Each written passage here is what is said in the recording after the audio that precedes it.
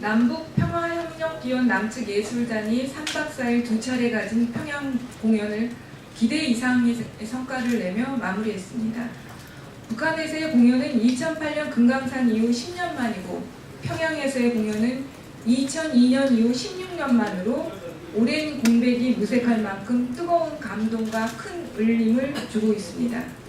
특히 남북예술단 합동 공연은 남과 북이 화합할 때 더욱 빛날 수 있다는 것을 보여준 아름다운 공연이었으며, 그만큼 이번 평양 공연은 지난 10년간 냉랭했던 남북관계를 감안할 때 고무적인 일입니다.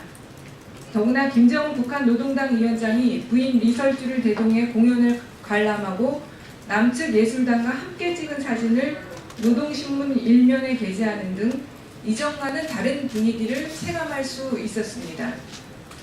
남북 간 군사적 긴장 완화를 넘어서서 한반도 비핵화와 평화체제 구축을 향한 문재인 정부의 노력이 가시적인 성과를 보이며 남북관계 훈풍으로 이어지고 있습니다.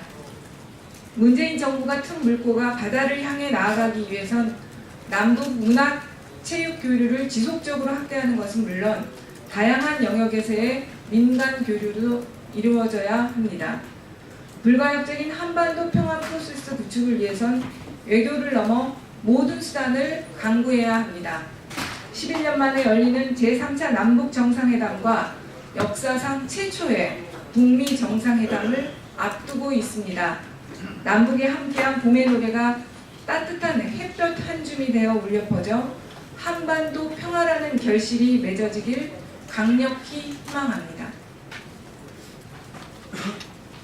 박근혜 전 대통령 선고 공판에 대해 중계방송과 관련해서 브리핑하겠습니다.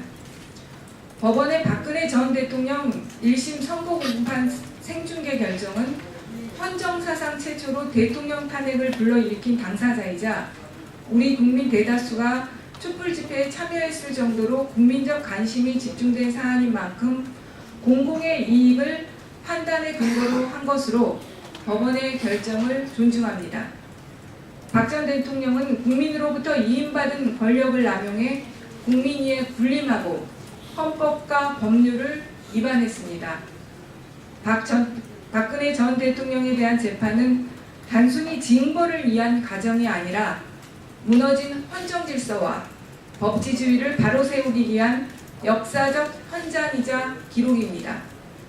법원의 생중계는 국가의 주권자는 국민이고 법 앞에 만인이 평등하다는 보편적 상식을 확인할 수 있는 살아있는 민주주의의 장인 것입니다. 선고 생중계는 양승태 전 대법원장 재임 시 대법원이 국민의 알 권리 충족과 사법부 신뢰 회복 차원에서 추진한 것으로 지난해 8월 법정 방청 및 차형 등에 관한 규칙을 개정한 것입니다. 피고인이 동의하지 않더라도 재판부가 공공의 이익을 위한 것이라고 인정하면 생중계할 수 있도록 했습니다.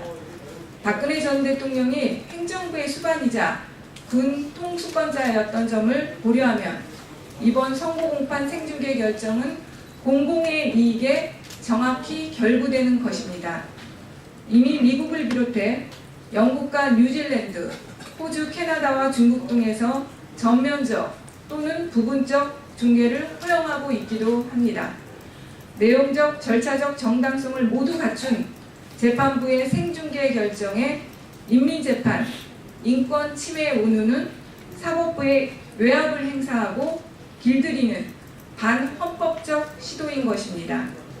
법원은 재판의 투명성 제고를 위해 이루어지는 역사적인 첫 선고 생중계에 차질이 없도록 만반의 준비를 기해야 할 것이며 법과 원칙에 따른 선고로 무너진 헌정 질서를 바로 세우는 데 집중해 주길 바랍니다.